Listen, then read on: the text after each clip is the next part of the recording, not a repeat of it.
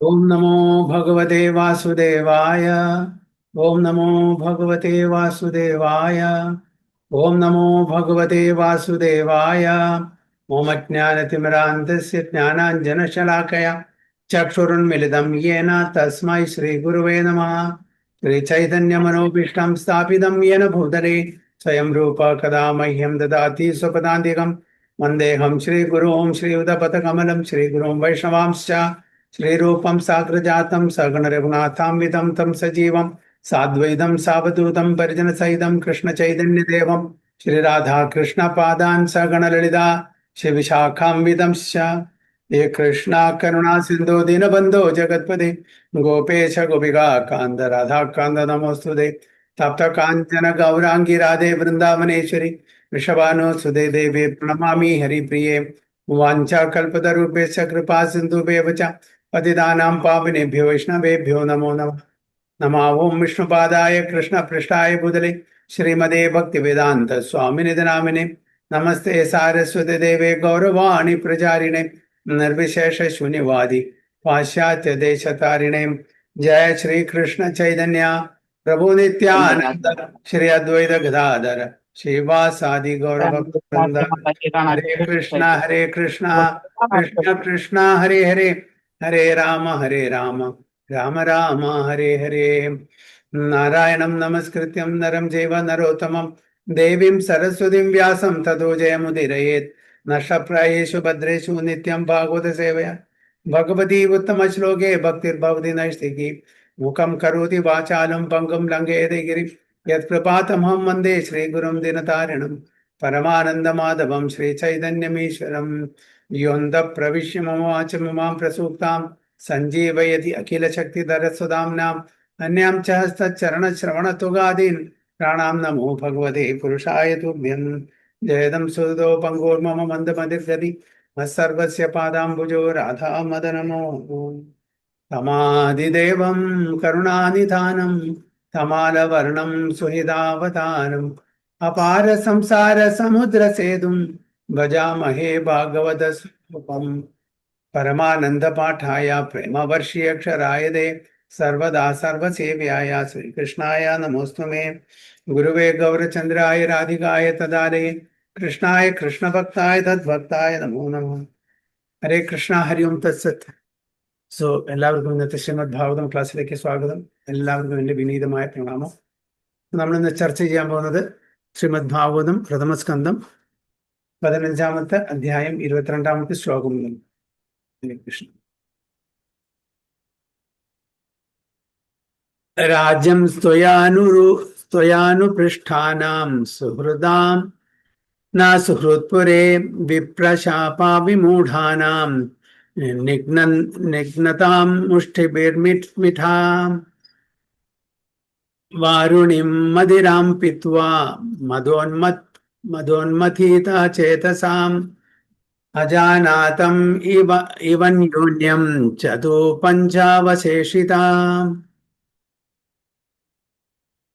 राज्यं त्वयानुपृष्ठानां सुहृदं न सुहृत्पुरे विप्रशापा विमूढानां निघ्नतां मुष्टिभिर्मिथाम् वरुणिं मदिरां पीत्वा मदोन्मथीता चेतसाम् अजानताम् इवन्योन्यं चतु पञ्चावशेषिता.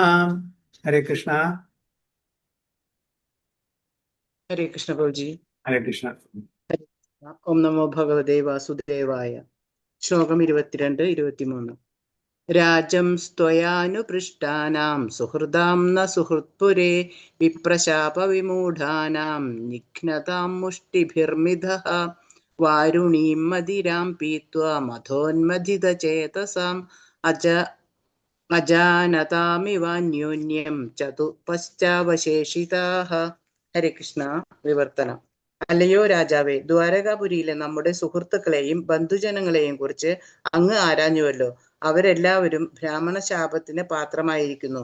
തന്നിമിത്തം പുളിച്ച അരിയിൽ നിന്ന് നിർമ്മിച്ച മദ്യം പാനം ചെയ്ത് അന്യോന്യം തിരിച്ചറിയാൻ കഴിയാത്ത വിധം മതോന്മത്തരായി ദണ്ഡുകളാൽ പരസ്പരം യുദ്ധം ചെയ്തു. ഇപ്പോൾ 4-5 പേരൊഴികെ ബാക്കിയുള്ളവരെല്ലാം മരിച്ചു പോയിരിക്കുന്നു. Hare Krishna. Hari Bol. Thank you. Thank you, Mataji. O king, since you have asked me about our friends, relatives in the city of Dwaraka, I'll inform you that all of them were cursed by the Brahmanas, and as a result, they all became intoxicated with wine made of putrefied rice and fought among themselves with sticks, not even recognizing one another. Now, all but 4 or 5 of them are dead and gone. അപ്പോ എന്താണ് ഇവിടെ പറയുന്നത്? അർജുനൻ യുധിഷ്ഠിര മഹാരാജനോട് പറയാണ്. അതായത് യുധിഷ്ഠിര മഹാരാജാവ് അർജുനോട് അറിയാണ് എന്ത് പറ്റി, യദുകുലത്തിലെ ആൾക്കാർക്കൊക്കെ എന്ത് പറ്റി, അവരുടെ കാര്യം പറയാണ്. അവര് 4-5 ആൾക്കാരെ ഒഴിച്ച് ബാക്കി എല്ലാവരും പോയി. എങ്ങനെ പോയി?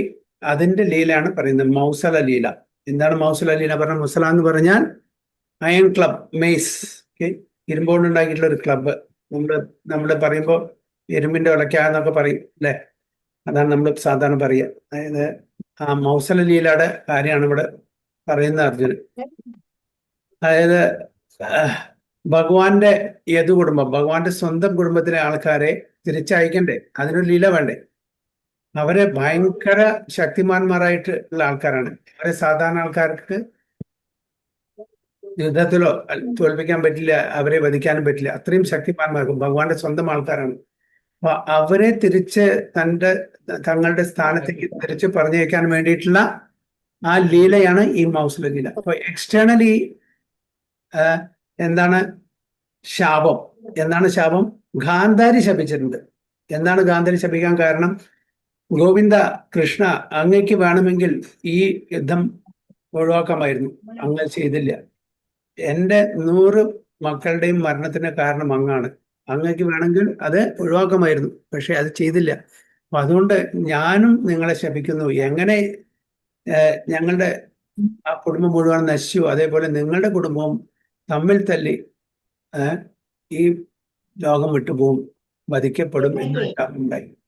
അതിനുശേഷം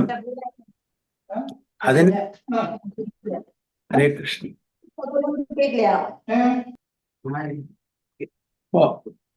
അതിനുശേഷമാണ് ഈ ഒരു ലീലയും കൂടി നടന്നത്. ഗാന്ധാരിയുടെ ഒരു ശാപം അവിടെയുണ്ട്. ഓക്കെ, യദുകുലം നശിക്കട്ടെ, തമ്മിൽ തച്ച് നശിക്കട്ടെ എന്നുള്ളൊരു ശാപം അവിടെയുണ്ട്. അപ്പോ അതിവിടെ എങ്ങനെയും അത് ശരിയാവണ്ടേ? ഭഗവാൻ വേണമെങ്കിൽ അതിനെ കൗണ്ടറാക്ട് ചെയ്യാമായിരുന്നു. കോൺട്രാക്ട് ചെയ്തില്ല. ഭഗവാൻ എന്താണ് പറഞ്ഞത്? അത് നടക്കട്ടെ, അത് എന്താണ് പ്രകൃതി നിയമം, അത് വേറെ നടക്കട്ടെ. ഭഗവാന്റെ ഇച്ഛ അതായിരുന്നു. വേണമെങ്കിൽ ഭഗവാൻ അത് കോൺട്രാക്ട് ചെയ്യാം, ഒരു പ്രശ്നമില്ല അല്ലെ. പക്ഷെ അത് ഭഗവാൻ ചെയ്തില്ല. അപ്പോ അതിന്റെ കാരണമാണ് ഈ മൗസലീല. ആ കാരണം കൂടിയാണ് മൗസലീല. എന്താണ്? ഭഗവാൻ തന്നെ മക്കൾ, പ്രധാനപ്പെട്ട സാമ്പൻ, മറ്റുള്ള എല്ലാവരും കൂടിയിട്ട് സാമ്പനെ ഒരു സ്ത്രീ വേഷം, ഒരു ഗർഭിണിയായിട്ടുള്ള സ്ത്രീ ആയിട്ട് വേഷം ധരിപ്പിച്ച് ഋഷിപര്യന്മാരുടെ അടുത്ത് പോയി ചോദിച്ചു, ഈ സ്ത്രീക്ക് എന്ത് കുട്ടിയാണ് ഉണ്ടാവുക? സാമൻ ഒരു ഗർഭിണിയായിട്ടുള്ള ഒരു സ്ത്രീ വേഷമാണ് ഇരിക്കുന്നത്. അതിൽ നാരദനുണ്ടായിരുന്നു, വിശ്വാമിത്രനുണ്ടായിരുന്നു, അങ്ങനെയുള്ള പ്രധാനപ്പെട്ട ഋഷിവര്യന്മാരുണ്ടായിരുന്നു, സേജസ് ഉണ്ടായിരുന്നു. ബ്രാഹ്മണന്മാരാണ്. ബ്രാഹ്മണന്മാരുടെ ശാപം നമുക്കറിയാം അല്ലെ. അപ്പൊ ഇവർക്ക് അറിയാം, ഇത് കളിയാക്കിയിട്ട് ചോദിക്കുകയാണ്. ഓക്കെ, അതായത് ഈ സേജസിനെ കളിയാക്കാൻ വേണ്ടിയിട്ടാണ് ഇങ്ങനെ ഒരു നാടകം കളിക്കുന്നവർക്ക് നന്നായിട്ട് അറിയാം. അപ്പൊ അവരെന്താണ് ശപിച്ചത്? ഈ കുട്ടിയുടെ ഗർഭത്തിൽ നിന്നും ഒരു അയൺ ക്ലബ് അത് ജനിക്കട്ടെ. കാരണം അവരെ പരിഹസിച്ചതിന്റെ കാരണമാണ്. അപ്പൊ ഉടനെ ഇവർക്ക് പേടി തോന്നി. നോക്കിയപ്പോ സാമ്പന്റെ ആ ഡ്രസ്സൊക്കെ അഴിച്ചു നോക്കി, അവിടെ എല്ലാം ഒരു വേഷം മാത്രമാണല്ലോ അല്ലെ. അപ്പൊ എന്താണ്, അതിനൊരു അയൺ ക്ലബ്ബ് കിട്ടി. അവർ പഠിച്ചു, ഇത് നിങ്ങളുടെ കുലത്തിന്റെ നാശത്തിന് കാരണമാവും എന്നൊരു ശാപം കൂടിയും കൊടുത്തു. ഉടനെ എല്ലാവരും അവർ പേടിച്ചിട്ട് ഉഗ്രസേനന്റെ അടുത്ത് പോയി. അപ്പോഴും ഭഗവാന്റെ അടുത്ത് പോയില്ല. ഭഗവാന്റെ അടുത്ത് പോകാനുള്ള അവർക്കുള്ള ഗട്ട്സ് ഇല്ല. ഉഗ്രസേനന്റെ അടുത്ത് പോയി കാര്യങ്ങളൊക്കെ പറഞ്ഞപ്പോ പറഞ്ഞു, എന്തായാലും കാര്യം ചെയ്യും, ഇതിനെ കംപ്ലീറ്റ് പൊടി പൊടിയാക്കിയിട്ട് സമുദ്രത്തിൽ കൊണ്ട് കളയാൻ വേണ്ടി പറഞ്ഞു. അങ്ങനെ ഇവരെല്ലാവരും കൂടി അതിനെ പൊടി പൊടിയാക്കിയിട്ട് സമുദ്രത്തിൽ, ബാക്കി ഒരു ചെറിയൊരു പീസും ഉണ്ട്, അതും സമുദ്രത്തിൽ പോയി. ഈ അയൺ ഓർസ് എല്ലാം, ഈ തരികളെല്ലാം വീണ്ടും കരയിൽ വന്നിട്ട് അത് എന്തായി, വലിയ മൂർച്ചയുള്ള ഈ എന്താണ് പറയാ, റീഡ്സ് പറയും, ചൂരൽ അല്ലെ, ചൂരൽ പ്ലാന്റ്സ് ആയി മാറി. അപ്പോൾ അത് വളരെ മൂർച്ചയിലാണ്. അപ്പോൾ ഒരു ദിവസം ഇവരെല്ലാവരും യദു കുടുംബത്തിലെ എല്ലാവരും കൂടിയിട്ട് പാർട്ടി നടത്തി, ഫെസ്റ്റിവൽ നടത്തിയ സമയത്ത് മദ്യം കഴിച്ച് അങ്ങോട്ടും ഇങ്ങോട്ടും വഴക്കായി. അങ്ങനെ അവർ തമ്മിൽ അടിപിടിയായി, ഫൈറ്റായി. അവർ ഈ ചൂരൽ വടികളെല്ലാം എടുത്തിട്ട് അങ്ങോട്ടും ഇങ്ങോട്ടും ഫൈറ്റ് ചെയ്തിട്ട് അവർ സ്വയം എല്ലാവരും ഭരിക്കുകയാണ്. അപ്പൊ അങ്ങനെ ഭഗവാൻ ഇവരെ തിരിച്ച് തന്റെ സുധാമത്തിലേക്ക്, അവരെല്ലാം അവരുടെ കൂടെ വന്നിരിക്കുകയാണ്, ഭഗവാന്റെ ലീലകൾ പങ്കെടുക്കാൻ വന്നിരിക്കുകയാണ്. അപ്പൊ അവരെ തിരിച്ചു വിടണ്ടേ? അവരെ ഇവിടെ ഈ ലോകത്തിൽ വിട്ടുപോയാൽ പ്രശ്നമാവും. കാരണം വെച്ചാൽ അവർക്ക് അറഗൻസ് പറഞ്ഞാൽ, അതായത് ഞാൻ യദു കുടുംബത്തിൽ ജനിച്ചതാണ്, നമ്മളെല്ലാം യദു കുടുംബം, ഭഗവാന്റെ പുത്രന്മാരാണ്, പൗത്രന്മാരാണ്, സന്ധുബന്ധത്തിലാണ്. അതുകൊണ്ട് അവർക്കുള്ള ശക്തി അവർ ദുരുപയോഗം ചെയ്താൽ പിന്നെ എന്താണ് ആയിത്തീരാന്നറിയില്ല. അതുകൊണ്ട് ഭഗവാൻ താൻ പോകുന്നതിന് മുമ്പേ തന്നെ ഇവരെല്ലാം തിരിച്ച് ഭഗവതാമിലേക്ക് പറഞ്ഞേക്കാനുള്ള ഇതായിരുന്നു. അപ്പൊ അതുകൊണ്ടാണ് ഇവിടെ പറയുന്നത് ഇവരെല്ലാവരും പോയി. എങ്ങനെ? ഇൻടോക്സിക്കേഷൻ പറഞ്ഞ മദ്യം. ഇപ്പോൾ എങ്ങനെയുള്ള മദ്യമാണ്? മെയ്ഡ് ഓഫ് പുട്രിഫൈഡ് റൈസ് പറഞ്ഞാൽ, അതായത് ചോറ് പഴക്കം ചെല്ലുന്തോറും അതിനൊരു മദ്യത്തിന്റെ ക്വാളിറ്റി കിട്ടും. പ്രഭുപാദ ഇത് ട്രാൻസ്ലേഷൻ ചെയ്യുമ്പോൾ പ്രഭുപാദ ഡിറ്റോഫോണിലാണ് ഇതെല്ലാം റെക്കോർഡ് ചെയ്യുക. അപ്പോൾ തൻ്റെ ഭക്തന്മാരെ അതിനെ ട്രാൻസ്ക്രൈബ് ചെയ്യുമ്പോൾ പ്യൂരിഫൈഡ് റൈസ് എന്ന് എഴുതി. എന്നിട്ട് പ്രഭുപാദ അതിനെ കറക്റ്റ് ചെയ്തു. പ്യൂരിഫൈഡ് റൈസ് അല്ല, പ്യൂരിഫൈഡ്. അതായത് ചോറ് അത് പഴക്കം ചെല്ലുന്തോറും അതിന് മദ്യത്തിന്റെ, അത് പിന്നെ അതിന് ഡിസ്റ്റിൽ ചെയ്യും. അങ്ങനെയൊക്കെയാണ് മദ്യം ഉണ്ടാക്കുന്ന അന്നത്തെ കാലത്ത് അങ്ങനെയാണ് മദ്യം. അപ്പൊ അതിന് നശി ഉണ്ടായിരിക്കും. അപ്പൊ അത് അന്യോന്യം അത് കഴിച്ച ശേഷം പരസ്പരം അവര് ഫൈറ്റ് ചെയ്തിട്ട് എങ്ങനെ ഈ റീഡ്സ് കൊണ്ട്, അല്ലെങ്കിൽ ഈ ചൂരൽ എന്താ പറയാ വടി കൊണ്ട് അങ്ങോട്ടും ഇങ്ങോട്ടും അടിച്ചിട്ട് അവര് സ്വയം അവരുടെ അന്ത്യം കുറിച്ചു എന്നാ പറയുന്നത്. എന്നിട്ട് ഭഗവാൻ എന്തുകൊണ്ട് തൻ്റെ സ്വന്തം ആൾക്കാരെ രക്ഷിച്ചില്ല? വേണമെങ്കിൽ ഭഗവാൻ രക്ഷിക്കാമായിരുന്നു. കാരണം ഭഗവാന്റെ ഇച്ഛ അതാണ്. എല്ലാ സമയത്തും ഭഗവാൻ രക്ഷിക്കണം എന്നില്ല. കാരണം വെച്ചാൽ രക്ഷിക്കാതിരിക്കുന്നതാണ് അതിന് ഭഗവാൻ ആഗ്രഹിക്കുന്നത് എല്ലാ സമയത്തും. പക്ഷെ തൻ്റെ ഭക്തന്മാരെ എന്തെങ്കിലും പ്രശ്നം വരുമ്പോൾ തീർച്ചയായിട്ടും ഭഗവാൻ അവിടെ വരും. ഇപ്പോ ദ്രൗപദി മാത വലിയ പ്രശ്നത്തിൽ പെട്ടു. അപ്പോൾ എങ്ങനെയാണ് രക്ഷിച്ചത്? സാരി കൊടുത്തിട്ട്, അൺലിമിറ്റഡ് സാരി കൊടുത്തിട്ടാണ് രക്ഷിച്ചത്, അല്ലേ? അതുപോലെ അംബരീഷ് മഹാരാജാവിനെ രക്ഷിച്ചു ദുർവാസാമനുടെ ആ ശാപത്തിൽ നിന്നും. ദുർവാസമുനി ഒരു അസുരനെ ഉണ്ടാക്കി അംബരീഷ് മഹാരാജാവിനെ വധിക്കാൻ വേണ്ടിയിട്ട് അതൊന്ന് രക്ഷിച്ചു. പ്രഹ്ലാദ് മഹാരാജാവിനെ രക്ഷിച്ചു. അപ്പൊ എല്ലാ സമയത്തും ഭഗവാൻ ഭക്തന്മാരുടെ കൂടെ ഉണ്ടായിരിക്കും. അപ്പൊ രക്ഷ എന്ന് പറഞ്ഞാൽ എന്തെങ്കിലും അനർത്ഥം സംഭവിക്കുകയാണെങ്കിൽ അതിൽ നിന്ന് മോചിപ്പിക്കുക എന്നർത്ഥം. ചില സമയത്ത് കണ്ണടച്ചിരിക്കുക, എന്താണോ ആരെങ്കിലും ഒരു ശാപം കൊടുത്തിട്ടുണ്ടെങ്കിൽ അത് നടപ്പിലാക്കുന്നതാണ് അവരുടെ രക്ഷ എന്ന് ഭഗവാൻ അറിയാം. ഇവിടെ ഈ ശാപമാണ് വേണ്ടത് ഭഗവാൻ. അപ്പൊ എക്സ്റ്റേണലി 2 ശാപമാണ് ഇവരുടെ നാശത്തിന് കാരണം.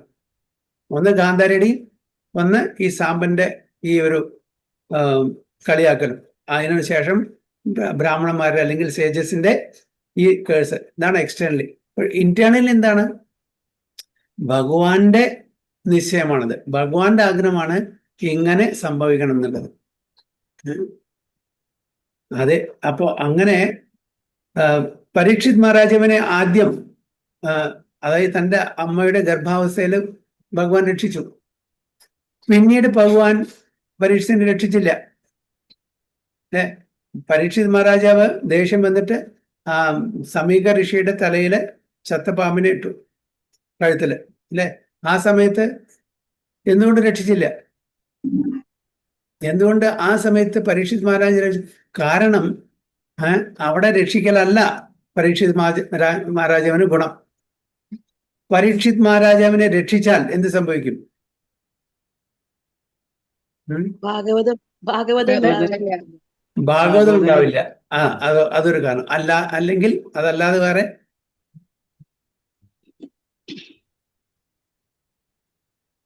പ്രധാനപ്പെട്ട ഒരു കാരണം അധർമ്മത്തിന് കൂട്ടും. അധർമ്മം. കലി കാരണമല്ലോ അങ്ങനെ പരീക്ഷിത് മഹാരാജാവിന് തോന്നിയത്. ഓക്കെ, സപ്പോസ് ഭഗവാൻ അതിനെ നല്ലിഫൈ ചെയ്യാണ്, അതിനെ കൗണ്ടറാക്ട് ചെയ്യാണ്, അല്ലെങ്കിൽ പരീക്ഷിത് മഹാരാജ അതിനെ കൗണ്ടറാക്ട് ചെയ്യാണ്, എന്ത് സംഭവിക്കും? അപ്പൊ ഭാഗവതം കിട്ടില്ല. ഒരു കാരണം. ഓക്കെ, വേറെ പ്രധാനപ്പെട്ട ഒരു കാരണം കലിയുഗം തുടങ്ങുന്നത്. കലിയുഗം തുടങ്ങില്ല. കലിപുരുഷൻ വരണ്ടേ ഇവിടെ. കലിയുഗത്തിൽ കലിപുരുഷൻ ഇല്ലാണ് എങ്ങനെ? പരീക്ഷിത് മഹാരാജന്റെ രാജ്യത്ത് കലിപുരുഷന് സ്ഥാനമില്ല. 5 സ്ഥലത്താണ് കൊടുത്തിരിക്കുന്നത്. അന്ന് പരീക്ഷിത് മഹാരാജാവ് ഭരിക്കുന്ന സമയത്ത് ഈ 5 സ്ഥലം ഇല്ല, ലിറ്ററലി ഇല്ല. അപ്പൊ പരീക്ഷിത് മഹാരാജാവ് ഈ കലിയുഗത്തിന്റെ അവസാനം വരെ ഭരിക്കാന്ന് വിചാരിക്കുക. കലിപുരുഷന് വരാൻ പറ്റില്ല, കലിയുഗം തുടങ്ങില്ല. പിന്നെന്താണ് കലിയുഗത്തിന്റെ അർത്ഥം? അപ്പോ ഭക്തന്മാരെ സംരക്ഷിക്കുക എന്ന് പറഞ്ഞാൽ നമ്മൾ വിചാരിക്കുന്ന പോലെയല്ല ഭഗവാൻ സംരക്ഷിക്കും, അല്ലേ? നമ്മൾ വിചാരിക്കുന്ന പോലെയല്ല. അപ്പൊ അതാണ് പറയുന്നത്, എപ്പോ എവിടെ എങ്ങനെ സംരക്ഷിക്കണം എന്ന് ഭഗവാന് നന്നായിട്ട് അറിയാം. തന്റെ ഭക്തന്മാരെ ഒരുപാട് പ്രശ്നങ്ങളിൽ കൂടെ കടന്നു പോകുമ്പോൾ ഭഗവാൻ അറിയാം എങ്ങനെ രക്ഷിക്കണം. ആരെങ്കിലും ശാപം കൊടുത്തിട്ടുണ്ടെങ്കിൽ അതിനെ നല്ലിഫൈ ചെയ്യണോ അതോ മിണ്ടാതിരിക്കണം, അതും ഭഗവാൻ അറിയാം. പരീക്ഷിത് മഹാരാജാവ്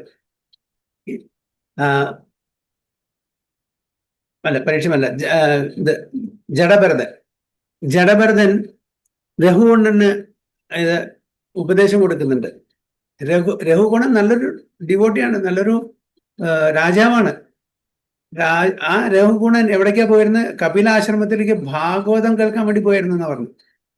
ആ സമയത്ത് തൻ്റെ പല്ലക്ക് ഏറ്റുകൊണ്ടുപോകാൻ വേണ്ടിയിട്ട് ജഡഭരതനെ മനസ്സിലായില്ല.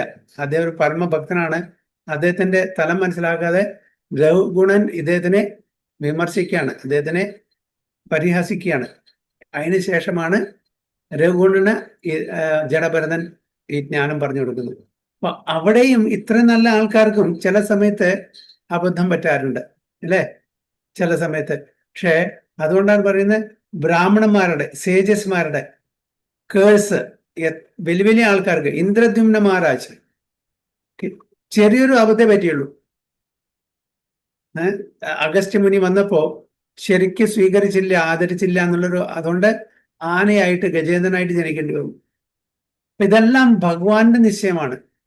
ഭഗവാന്റെ ലീലകളിൽ പങ്കെടുക്കാൻ വേണ്ടിയിട്ട്, ലീലകളിലെ ഒരു ഭാഗമാക്കാൻ വേണ്ടിയിട്ട് തൻ്റെ ഭക്തന്മാരെ ഭഗവാൻ ഉപയോഗിക്കുന്നു എന്നാണ് നമ്മൾ മനസ്സിലാക്കുന്നത്. അപ്പൊ അതുകൊണ്ടാണ് ഇവിടെ തൻ്റെ സ്വന്തം കുലത്തിലെ ആൾക്കാരെ, യദുകുലത്തിലെ ആൾക്കാരെ അവരെവിടെ വിട്ടുപോകാൻ പറ്റില്ല. കാരണം വെച്ചാൽ അവർക്ക് ഭയങ്കര ശക്തിയാണ്, അവരെ ആർക്കും തോൽപ്പിക്കാൻ പറ്റില്ല. അപ്പോ ഭഗവാൻ പോയി കഴിഞ്ഞ് അവരുടെ ശക്തി അതിനെ ദുരുപയോഗം ചെയ്യുകയാണെങ്കിൽ എന്തായിത്തീരും അറിയില്ല. അതുകൊണ്ടാണ് ഭഗവാൻ ഞാൻ പോകുന്നതിൻ്റെ മുമ്പ് തന്നെ ഇവരെല്ലാം അതായത് സ്ഥലത്തേക്ക്. അപ്പൊ ഈ കുലത്തിലെ ഭഗവാന്റെ പേഴ്സണൽ അസോസിയേറ്റ്സ് അല്ലാതെ ആരൊക്കെ ഉണ്ടത്? ഡെമിഗോഡ്സ് കൂടിയുണ്ട്, അല്ലേ? ദേവന്മാരും കൂടിയുണ്ട്. അവരെല്ലാം അവരുടേതായിട്ടുള്ള സ്ഥാനത്തേക്ക് പറഞ്ഞയക്കണം. തൻ്റെ എൻടോറേജ്, തൻ്റെ സ്വന്തം ആൾക്കാരെ ഗോലോകത്തിലേക്കോ വൈകുണ്ഠത്തിലേക്കോ അവരെ പറഞ്ഞയക്കണം. അപ്പൊ ഇതെല്ലാം ഭഗവാന്റെ നിശ്ചയമാണ്. ഭഗവാൻ എന്താണോ ആഗ്രഹിക്കുന്നത് അതേ നടക്കുള്ളൂ. ഭഗവാന്റെ ആൾക്കാരെ പുറമെ ഒരാൾക്കും സ്പർശിക്കാൻ പറ്റില്ല. ഈവൻ രാവണൻ സീതാദേവിയെ അപഹരിച്ചു പറഞ്ഞു. ആ സീതാദേവിയെ ആക്ച്വലി അപഹരിച്ചു രാവണൻ ഇല്ല, മായ സീതയാണ്. ചൈതന്യ മഹാപ്രഭു സൗത്ത് ഇന്ത്യൻ ടൂറിന് പോയ സമയത്ത് പൂർവ്വദേശത്തിലെ ബ്രാഹ്മണനോട് പറയുന്നുണ്ട്, അതായത് ശരിക്കുള്ള സീതയെ ആർക്കും സ്പർശിക്കാൻ പറ്റില്ല, ഭഗവാൻ മാത്രമേ പറ്റുള്ളൂ. ആരെയാണ് കൊണ്ടേ ഛായാശീലം. പൂർവ്വ പുരാണത്തിൽ നിന്ന് അതിന്റെ തെളിവ് സഹിതം ചൈതന്യ മഹാപ്രഭു ആ ബ്രാഹ്മണന് കൊണ്ടു കൊടുത്തു. അതേപോലെ തന്നെ യദു കുടുംബത്തിലെ തൻ്റെ സ്വന്തം ആൾക്കാരെ മറ്റുള്ളവർക്ക് തോൽപ്പിക്കാൻ പറ്റില്ല. അതിനുള്ള ആ അറേഞ്ച്മെന്റ് ഭഗവാൻ സ്വയം ചെയ്തു.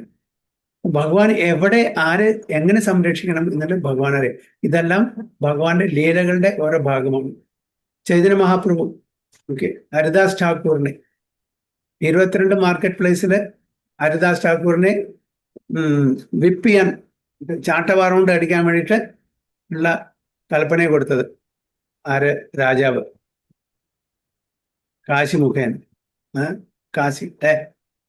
പക്ഷേ ആ അടിയെല്ലാം ഏറ്റുവാങ്ങിയത് ആരാണ്? ചൈതന്യ മഹാപ്രഭു. അവിടെ ഒന്നും സംഭവിച്ചില്ല. അദ്ദേഹം ഭഗവാന്റെ ഹരിനാമം ചൊല്ലിക്കൊണ്ടേയിരുന്നു.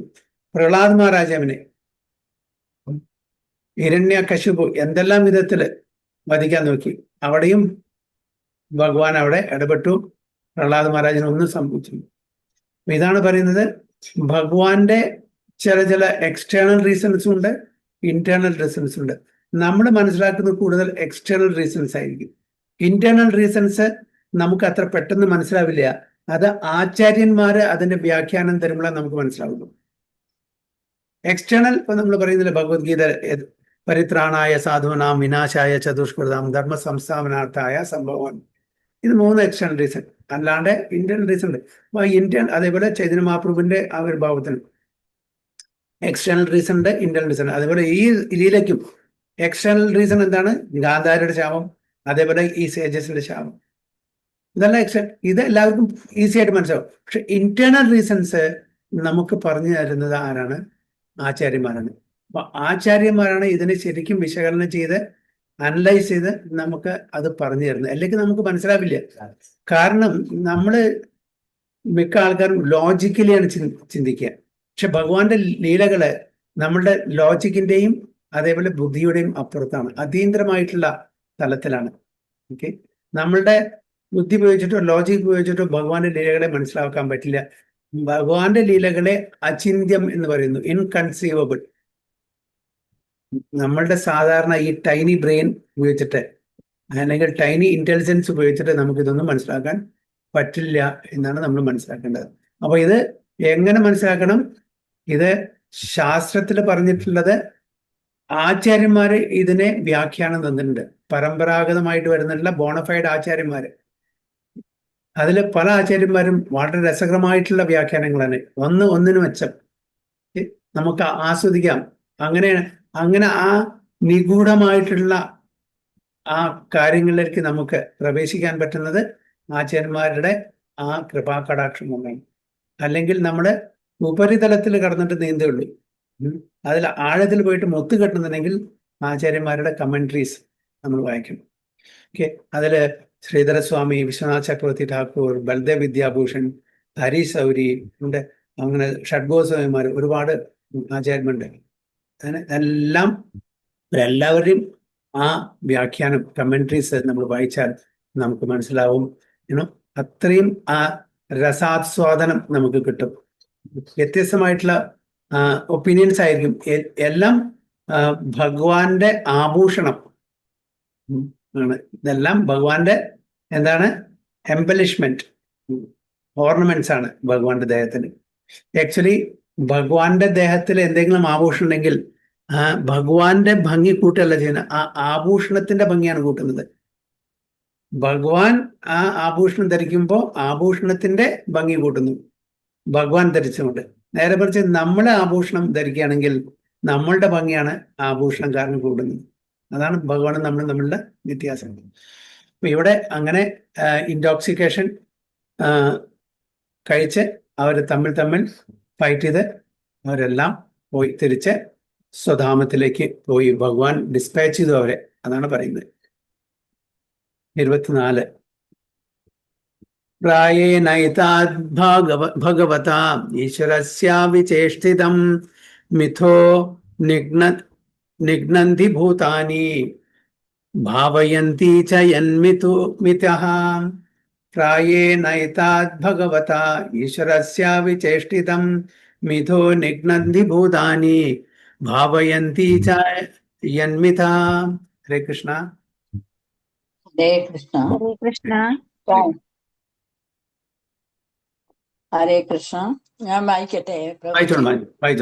ഹരേ പ്രായേണൈതദ്ഭഗവത ഈശ്വരസ്യ വിചേഷ്ടിതം മിതോ നിഘ്നന്തി ഭൂതാനി ഭാവയന്തി ച യന്മിതഃ. വിവർത്തനം. യഥാർത്ഥത്തിൽ പരമപുരുഷനായ ഭഗവാന്റെ പരമേച്ഛയാലാണ് ഇതെല്ലാം സംഭവിക്കുന്നത്. ചിലപ്പോൾ ജനങ്ങൾ അന്യോന്യം കൊല്ലുന്നു, മറ്റു ചിലപ്പോൾ അവർ പരസ്പരം സംരക്ഷിക്കുന്നു. ഭാവാർത്ഥം വായിക്കണോ Prabhuji? Hare Krishna. Thank you Mataji. Hare Krishna. Hare Krishna. Translation.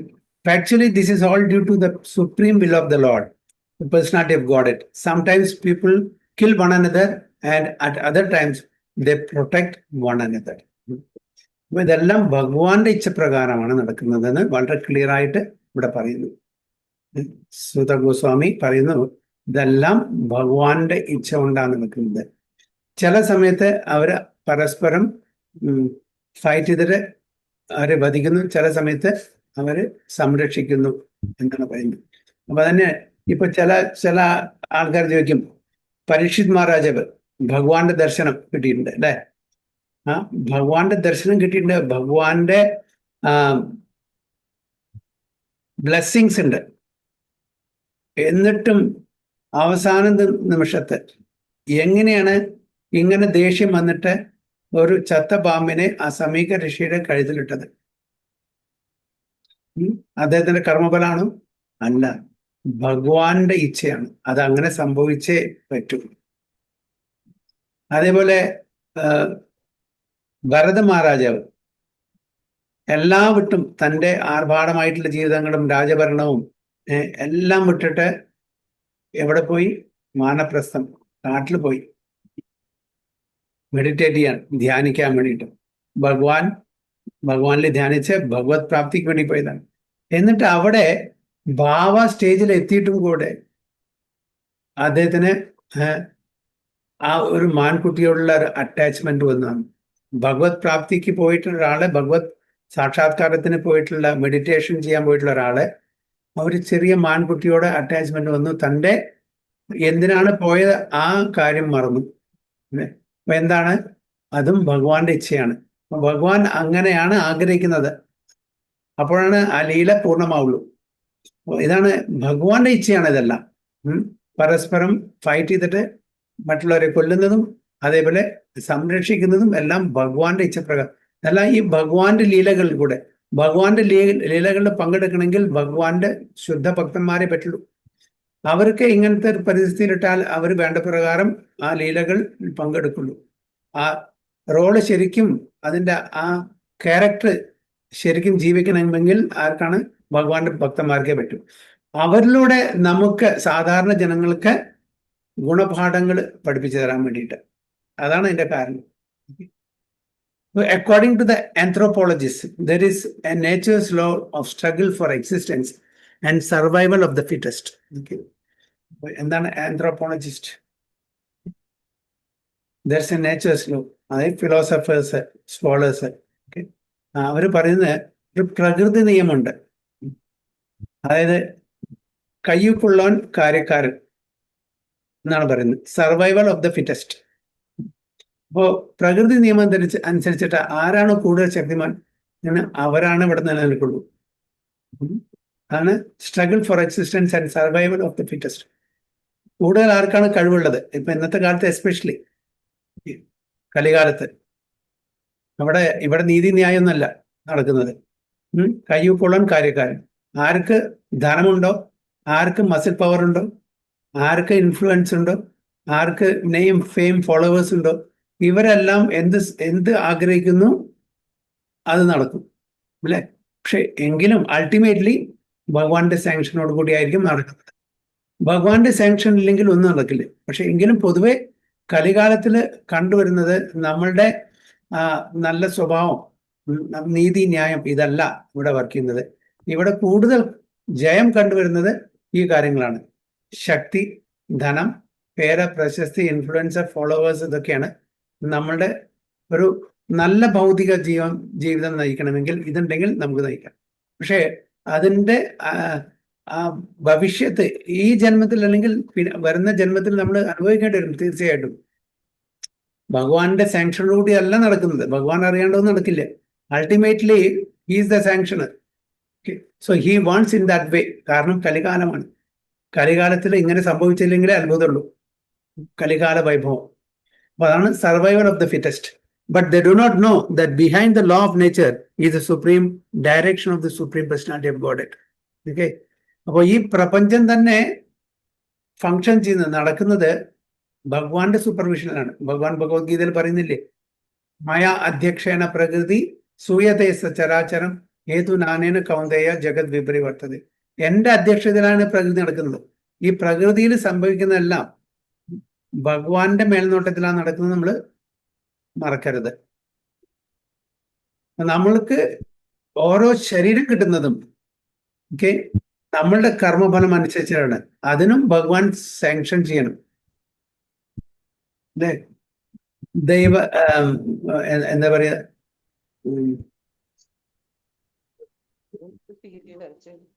കർമ്മണ ദൈവനേത്രേന ജന്തു ദേഹോ ഉപപദ്ധ്യത എന്ന് പറയുന്നത്. നമുക്ക് ഈ ദേഹം കിട്ടുന്നത് എങ്ങനെയാണ്? കർമ്മണ, നമ്മൾ ചെയ്യുന്ന കർമ്മത്തിന്റെ അനുസൃതമായിട്ട്. ദൈവനേത്രേന, ഭഗവാന്റെ സൂപ്പർവിഷനിൽ അല്ലെങ്കിൽ ഭഗവാന്റെ ഏജൻസിന്റെ സൂപ്പർവിഷൻ. ഓക്കെ, ഭഗവാൻ കുറെ ഏജൻസിനെ ഇവിടെ വെച്ചിട്ടുണ്ടല്ലോ ഈ ഭൗതിക ലോകത്തിന് അഡ്മിനിസ്ട്രേഷൻ കാര്യത്തിൽ നോക്കാൻ വേണ്ടിയിട്ട്. ഒരുപാട് ഏജൻസ് ഉണ്ട് അല്ലെ? 8 പ്രിൻസിപ്പൽ ഡെമിഗോഡ്സ് ഉണ്ട്. ഇവരെല്ലാം നമ്മളെ സൂപ്പർവൈസ് ചെയ്യുന്നുണ്ട്, നമ്മളുടെ ഓരോ ആക്ടിവിറ്റീസും. അല്ലെ? ചന്ദ്രൻ, വരുണൻ, സൂര്യൻ, യമരാജാവ്, കുബേരൻ, വായു, അഗ്നി, ഇവരെല്ലാവരും ഏജന്റാണ്. അപ്പോ കർമ്മണ ദൈവനേത്രേണ ജന്തുർ ദേഹ ഉപപദ്ധ്യത.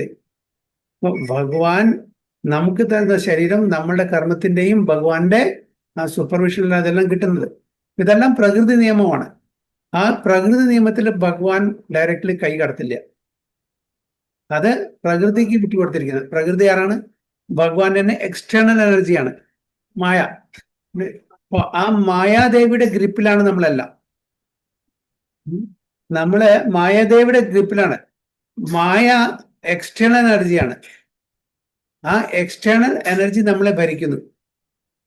പക്ഷെ നമ്മുടെ ആക്ച്വലി ഇന്റേണൽ എനർജിയുടെ ഭാഗമാണ്. അപ്പൊ ഇന്റേണൽ എനർജി സുപ്പീരിയർ ആണ്, എക്സ്റ്റേണൽ എനർജി ഇൻഫീരിയർ ആണ്. എന്നിട്ടും ആ ഇൻഫീരിയർ എനർജിയുടെ കീഴിൽ, അധീനത്തിൽ നമ്മൾ വരുന്നു. എന്താണ് കാരണം? നമ്മള് സുപ്പീരിയർ എനർജിയുടെ പാർട്ടാണ്. അതായത് ഭഗവാന്റെ അന്തരാംഗ ശക്തി, ഇന്റേണൽ എനർജിയുടെ പ്രൊഡക്റ്റ് ആണ് നമ്മൾ ജീവജാലങ്ങള്. എന്നിട്ടും ഭഗവാന്റെ എക്സ്റ്റേണൽ എനർജി, ഇൻഫീരിയർ എനർജിയുടെ കീഴിൽ നമ്മൾ ഈ ജീവജാലങ്ങൾ വരുന്നു. എന്താണ് അതിന് കാരണം? ത്രിഗുണങ്ങൾക്ക് അടിപ്പെടുന്നതുകൊണ്ടാണോ? ത്രിഗുണങ്ങളിൽ പെടുന്നതുകൊണ്ടാണോ? ത്രിഗുണങ്ങളിൽ പെടുന്നത്, യെസ്. ഓക്കെ, അപ്പൊ അതുകൊണ്ട് നമ്മൾ ത്രിഗുണങ്ങളിൽ പെട്ടാൽ എന്താണ്?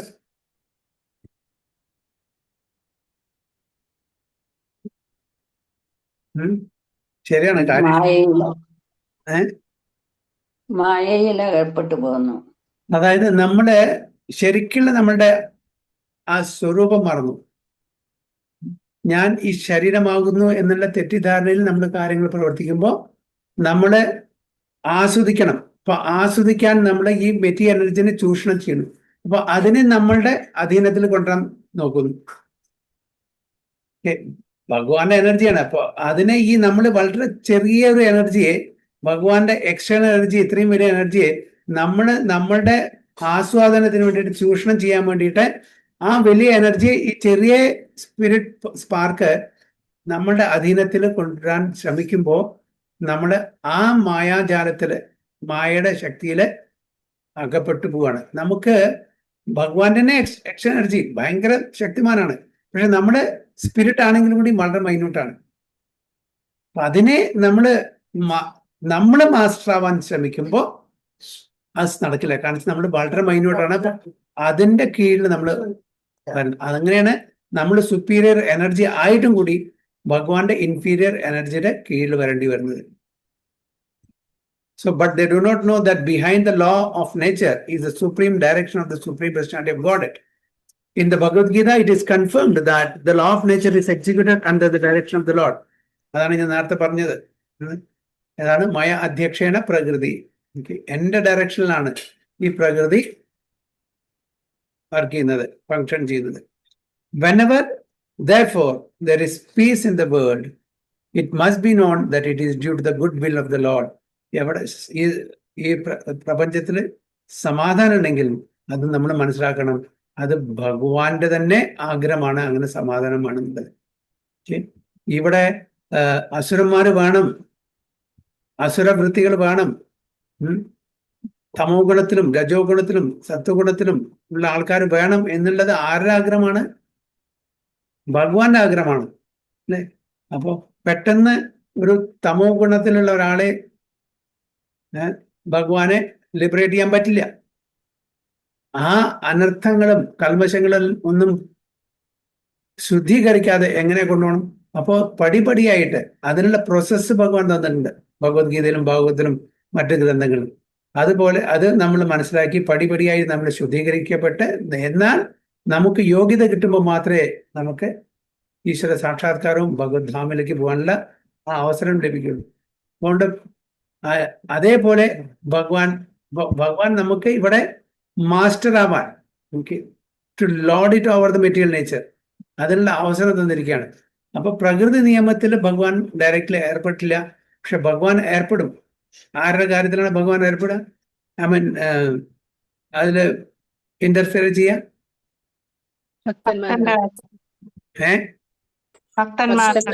ഭക്തന്മാരുടെ കാര്യത്തില് അവർ ഭഗവാൻ ഡയറക്റ്റ്ലി. പക്ഷെ ഭക്തന്മാരെ നയിക്കുന്നത് ആരാണ്? ഭഗവാനാണ്. അഭക്തന്മാരെ നയിക്കുന്ന ആരാണ്? ഭഗവാന്റെ മായാശക്തി അല്ലേ? ഏതാണ് ശ്ലോകം? ഭഗവത്ഗീതയല്ലേ? അതായത് ഭക്തന്മാരെല്ലാം ഭഗവാന്റെ കീഴിലാണ് വരുന്നത്. ഏത് ശ്ലോകമാണ്?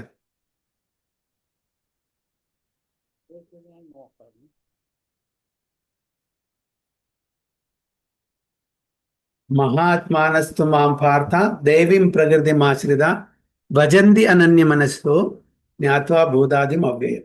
അല്ലെ? മഹാത്മാനസ്തു മാം പാർത്ഥ, മഹാത്മാക്കള്, ഭക്തന്മാര്, ശുദ്ധ ഭക്തന്മാര്, ഡിവോട്ടീസ്, ദേവീം പ്രകൃതിമാശ്രിത, ഭഗവാന്റെ ഡിവൈൻ എനർജിയുടെ ആശ്രയത്തിലാണെന്ന് പറയുന്നു. നമ്മളോ ഭഗവാന്റെ ഡിവൈൻ എനർജിയാണ്, പക്ഷെ എക്സ്റ്റേണൽ എനർജിയാണ് മാത്രം. അതും ഭഗവാൻ തന്നെ പറഞ്ഞു, ദേവി ഹി ഏഷ ഗുണമയി മമ മായ ദുരതയ മാം ഏവയെ പ്രപദ്യന്തേ മായാം ഏതാം തരത്തിയത്. അതും ഭഗവാന്റെ ആ ശക്തിയെ തരണം ചെയ്യാൻ നമുക്ക് പറ്റില്ല.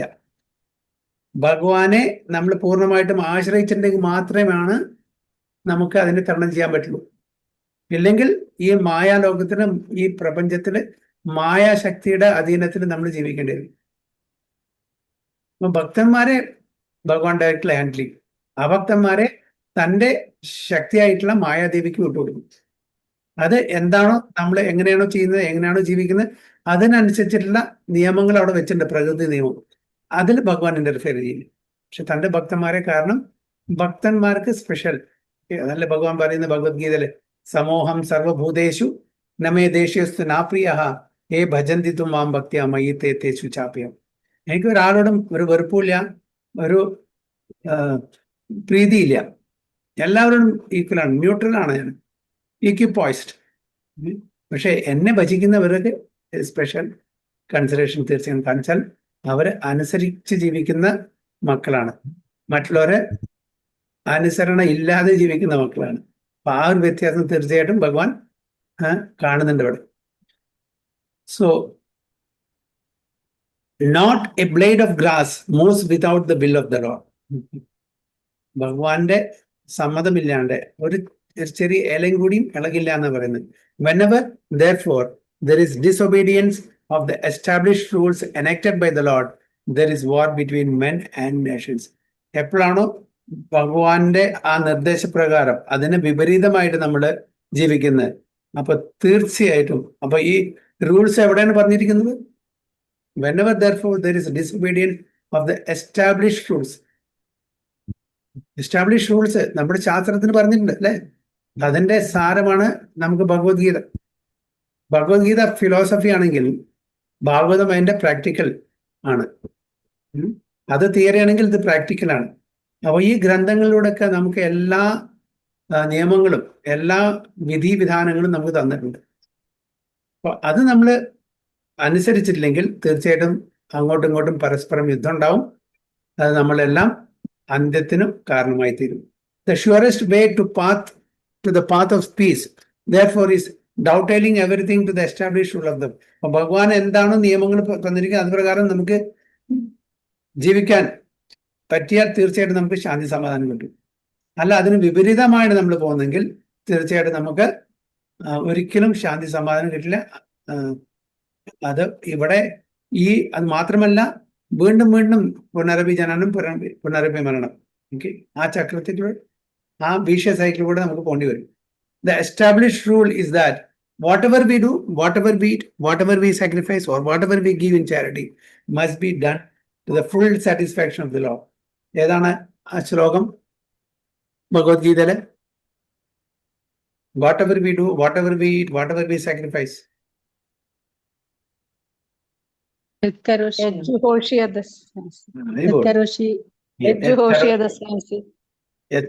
ദസ്നാസി യത് ജുഹോസി ദദാസി യത് തപസ്യസി കൗന്ദയ തത് കുരുഷ്വ മദർപ്പണം. അപ്പോൾ എന്ത് കഴിക്കുന്നു, എന്ത് ദാനം ചെയ്യുന്നു, എന്ത് തപസ് ചെയ്യുന്നു, ഇതെല്ലാം ഭഗവാന് സമർപ്പണം ചെയ്യാം. അതാണ് പറഞ്ഞത്. പക്ഷെ നമ്മള് അത് ചെയ്യാതെ നമ്മളുടെ ഇന്ദ്രിയ തൃപ്തിക്ക് വേണ്ടി നമ്മൾ ചെയ്യുന്നു. അപ്പോഴാണ് പ്രശ്നം മുഴുവൻ വരുന്നത്. ഭഗവാനെ നമ്മൾ മാനിക്കാതെ, ഭഗവാന്റെ നിർദ്ദേശങ്ങളെ മാനിക്കാതെ നമ്മളുടെ ഇന്ദ്രിയ തൃപ്തിക്ക് വേണ്ടി നമ്മൾ കാര്യങ്ങൾ ചെയ്യുന്നു, നമ്മൾ കഴിക്കുന്നു, നമ്മൾ ദാനം ചെയ്യുന്നു. അപ്പോൾ എല്ലാ പ്രശ്നങ്ങളും ഭഗവാന്റെ സാറ്റിസ്ഫാക്ഷന് വേണ്ടി ചെയ്യണം. അല്ലെങ്കിൽ എന്താണ് പറയുന്നില്ലേ, അതായത് എസ്പെഷ്യലി നമ്മള് ഭഗവാൻ അർപ്പിച്ച ഭോഗത്തിന്റെ റെമനൻസ് കഴിച്ചില്ലെങ്കിൽ നമ്മൾ വെറും പാപമാണ് കഴിക്കുന്നത് എന്ന് ഭഗവാൻ ഭഗവത്ഗീതയിൽ പറയുന്നു അല്ലേ? എന്താണ് ശ്ലോകം?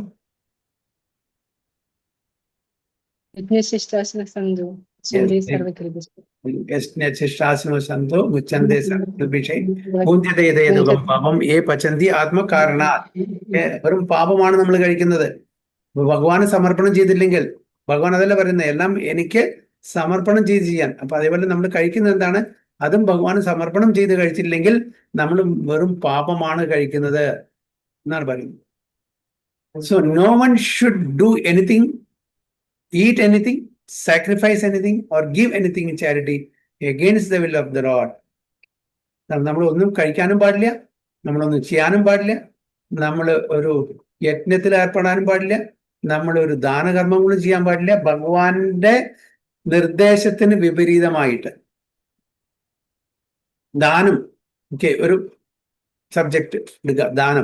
ദാനം ആർക്ക്, എപ്പോ, ഏത് സമയത്ത്, എങ്ങനെ കൊടുക്കണം എന്ന് ഭഗവത്ഗീതയിൽ തന്നെ പറഞ്ഞിട്ടുണ്ട്. അതിന് ഓസ്പീഷ്യസ് ടൈമുണ്ട്, അതിന് യോഗ്യതയുള്ള ആൾക്കാരുണ്ട്, അങ്ങനെ ഒരുപാട് നിയമങ്ങളുണ്ട്. അത് പ്രകാരം കൊടുക്കാൻ പറ്റും. നമ്മൾ ദാനം കൊടുക്കുന്നത് എന്താണ്? ശരീരത്തിന്റെ ഇതിന് വേണ്ടിയിട്ടാണ് കൊടുക്കുന്നത് അല്ലെ? ശരീരത്തിനെ രക്ഷിക്കാൻ വേണ്ടിയിട്ട്, ആത്മാവിനെ രക്ഷിക്കാനല്ല കൊടുക്കുന്നത്. അത് ജീവകാരുണ്യ പ്രവർത്തനം നല്ലതാണ്, തീർച്ചയായിട്ടും ചെയ്യണം. അത് ചെയ്യേണ്ടതെന്നല്ല പറയുന്നത്. പക്ഷെ ശരിക്കുള്ള ദാനം എന്ന് പറഞ്ഞാൽ ആത്മീയ അഭിവൃദ്ധിക്കായിരിക്കണം, പുരോഗമനത്തിനായിരിക്കണം. അതിന് സഹായിക്കണം നമ്മൾ കൊടുക്കുന്ന ദാനം. അത് പൈസയായാലും ശരി, മറ്റു വസ്തുക്കളായാലും ശരി, പ്രസാദമായാലും ശരി, എന്തായാലും ശരി, അവരുടെ ആത്മീയ ഉന്നമനം ആണ് നമ്മൾ ഉദ്ദേശിക്കുന്നത്. മറ്റത് ഭൗതിക തലത്തിലുള്ള ദാനം, ജീവകാരുണ്യ പ്രവർത്തനം, അതും ആവശ്യമാണ്, ഇല്ലാതെ പറ്റില്ല.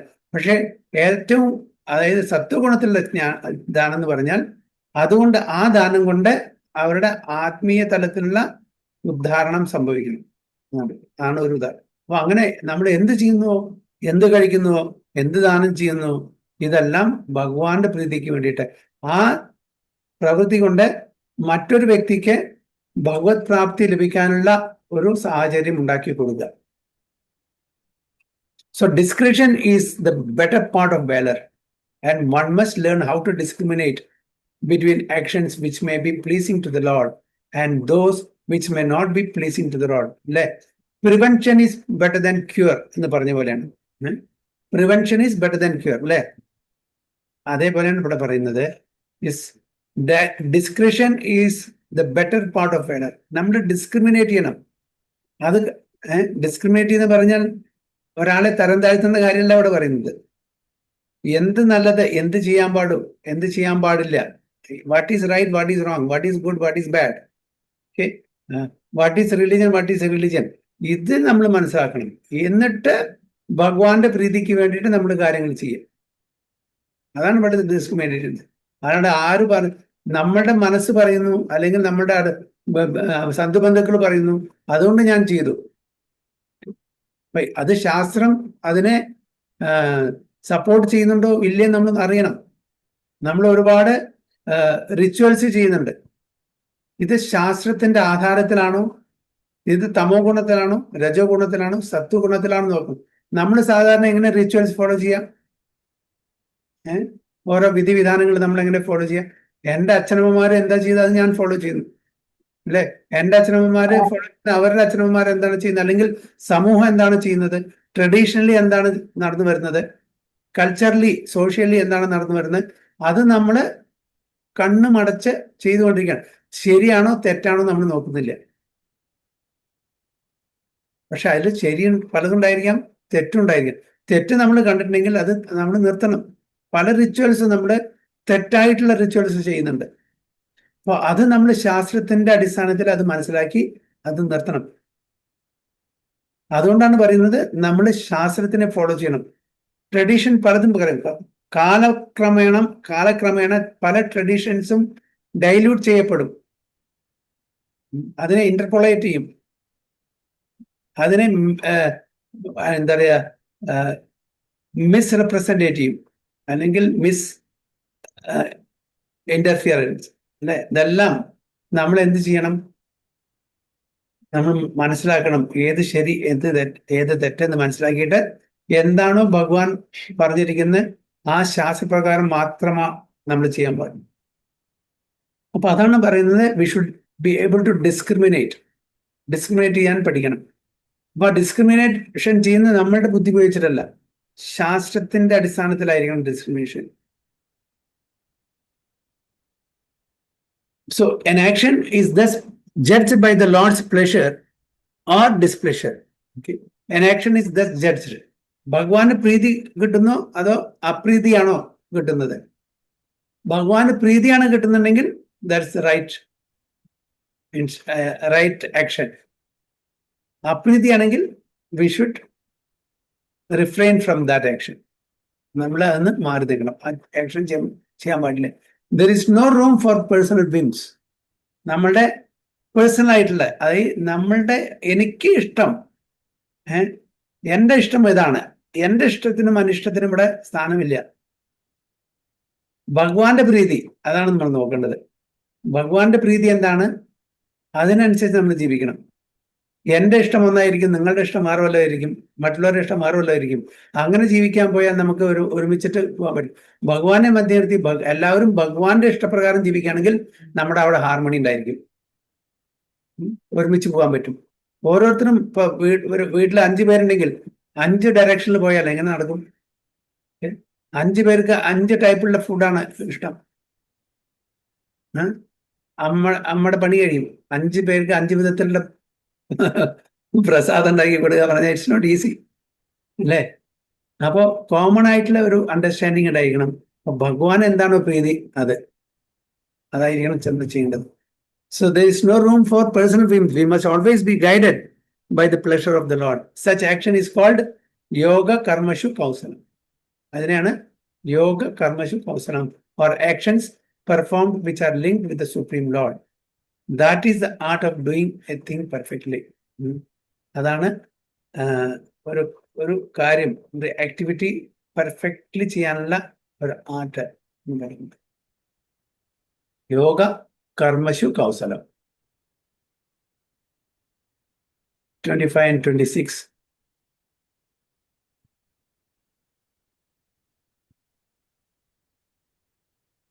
ജലൗകഷാം ജലേ യദ്വൻ മഹാന്തോ ദന്തി അനീയഷാം दुर्बलान् बलिनो राजन् महान्तो बलिनो मिथाम् एवं बलिष्ठैर्यदुभिर्महाद्भिरितरान् विभो यदुभिरन्योन्यं भूभारन् संजहारः महान्तो दान्ति अनीयशाम् दुर्बलान् बलिनो राजन् महान्तो बलिनो मिथाम् एवं बलिष्ठैर्यदुभिर्महद्भिरितरान् विभो यदोन्यथोभिरन्योन्यं भूभरन् संजहारः. हरे कृष्णा. हरे कृष्ण. हरे कृष्ण. വായിച്ചോളൂ മാതാജി. हरे कृष्ण. ओम नमो भगवते वासुदेवाय. जलोकसां जले यद्वन्महात्वन्द्यन्यनीयसा दुर्बलान् बलिनो राजन् महान्तो बलिनो मिथा एवं बलिष्ठैरद्युभिर्महद्भिरितरान् विभो यदुभिरन्योन्यं भूभारान् സംജഹാരഃ. വിവർത്തനം. ഹേ രാജാവേ, മഹാസമുദ്രത്തിൽ വലിയതും ശക്തരുമായ ജലജീവികൾ ചെറിയതും ദുർബലരുമായവയെ ആഹാരമാക്കുന്നത് പോലെ പരമദിവ്യോത്തമ പുരുഷൻ ഭൂഭാരം ലഘൂകരിക്കാൻ യാദവരിൽ ദുർബലരെ വധിക്കാൻ ശക്തരെയും ചെറിയവരെ വധിക്കാൻ വലിയവരെയും നിയോഗിച്ചു. ഹരേ Krishna. Okay, as in the ocean, the bigger and stronger sort of this and because the understanding God, like the bird and the earth, has engaged the stronger ego to kill the bigger, and the bigger ego to kill the smaller. Clear അല്ല പ്രഭു. Hare Krishna. Clear അല്ലേ പ്രഭുജി? One second. Hare Krishna, Krishna Krishna, Hare Hare Rama, Rama Rama, Hare Krishna, Krishna Krishna, Hare Hare, Hare Rama, Rama, Hare Hare. Clear or no? ബെറ്ററായി. Net better അറിയുന്നുള്ളൂ, clear ആയിട്ടില്ല. slow ആയിരിക്കും. Hare Krishna, Krishna Krishna, Hare Hare, Hare Rama, Rama, Hare Hare, Hare Krishna, Krishna Krishna, Hare Hare, Hare Rama, Rama, Hare Hare. Echo വരുന്നുണ്ടോ പ്രഭുജി? Echo വരുന്നുണ്ടോ? എന്തായാലും ഇത് complete ചെയ്യാം. നമുക്ക് ചെറിയ ശ്ലോകമാണ്. ഇന്റേണൽ കണക്ഷൻ ഈസ് അൺസ്റ്റേബിൾ എന്നാണ് പറയുന്നത്.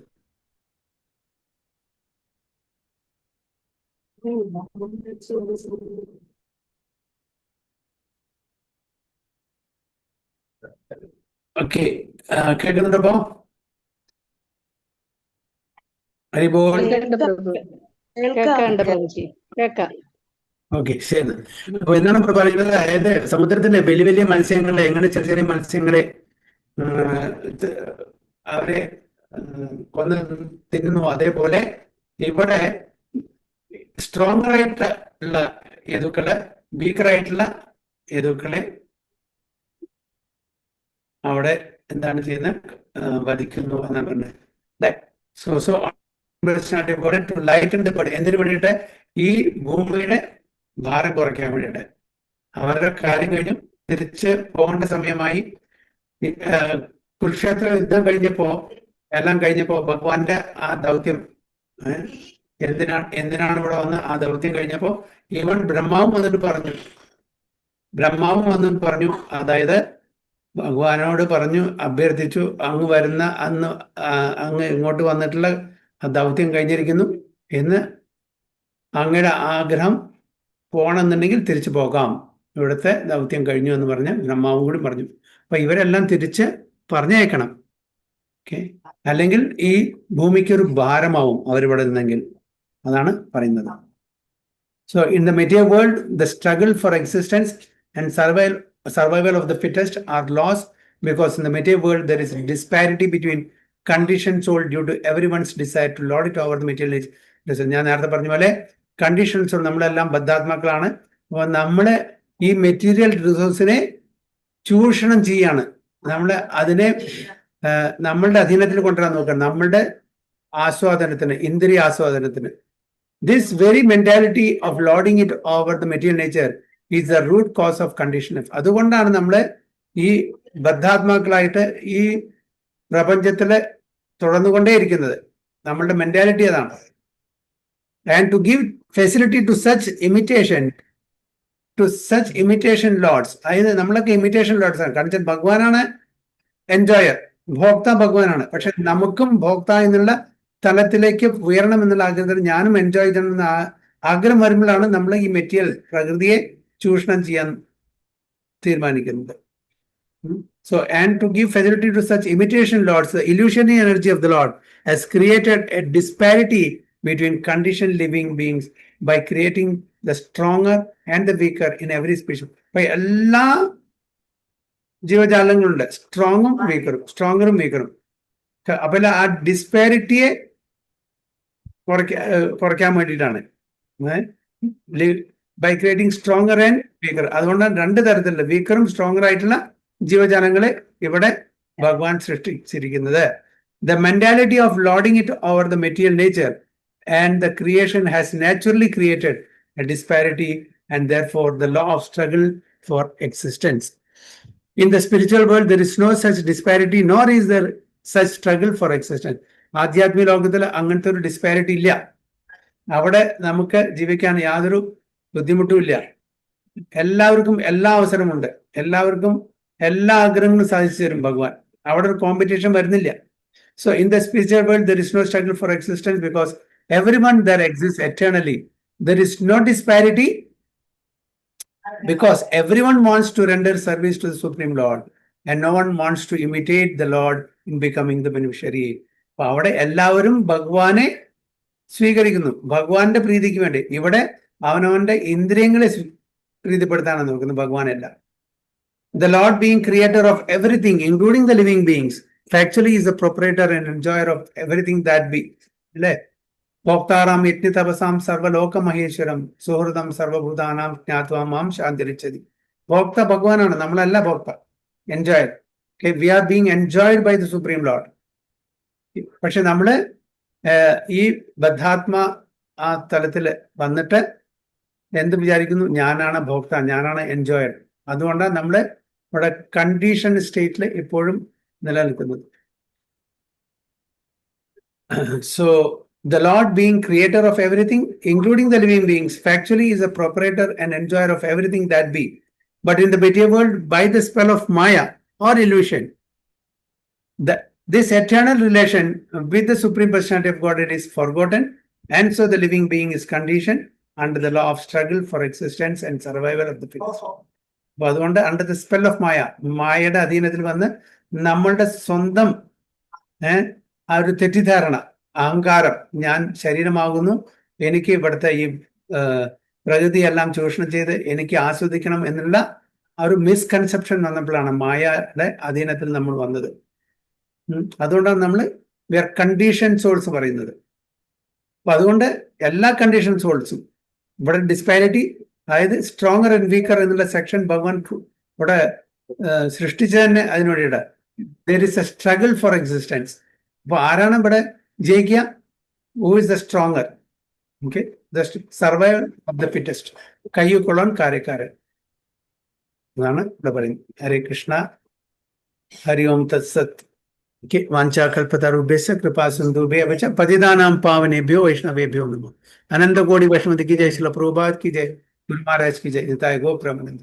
അപ്പൊ നമുക്കൊരു 5 മിനിറ്റ് കൂടി എടുക്കാം. നമ്മളുടെ ഇത് ദാമോദരാഷ്ടകം ചെല്ല. ഇന്ദുമുഖി മാതാജി കഴിഞ്ഞ പ്രാവശ്യം പറഞ്ഞിട്ടുണ്ടായിരുന്നു. മാതാജി ചൊല്ലുമോ? ഉണ്ടോ ഇവിടെ? ഇന്ദുമുഖി മാതാജി ഉണ്ടോ? ഇല്ലെങ്കിൽ വേറെ ആരെങ്കിലും ചൊല്ലിയാൽ മതി. ആർക്കെങ്കിലും ഫോട്ടോ ഷെയർ ചെയ്യാൻ പറ്റുമോ? ഞാൻ പിന്നെ ചെയ്യാം. അല്ലെങ്കിൽ ഞാൻ ഷെയർ ചെയ്യാം. ഹരേ കൃഷ്ണ. ആരൊന്നും മിണ്ടുന്നില്ല. ഹരേ കൃഷ്ണ. ഞാൻ ചൊല്ലട്ടെ പ്രഭുജി? ആ ഒരു മിനിറ്റ്, ഫോട്ടോ ഒന്ന് ഇത് ചെയ്യട്ടെ ഞാൻ. ആർക്കെങ്കിലും ഫോട്ടോ ഷെയർ ചെയ്യാൻ പറ്റുമോ?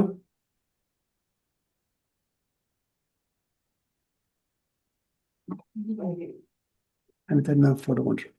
ഒരു മിനിറ്റ്, ഞാൻ ഫോട്ടോ ഷെയർ. എനിക്ക്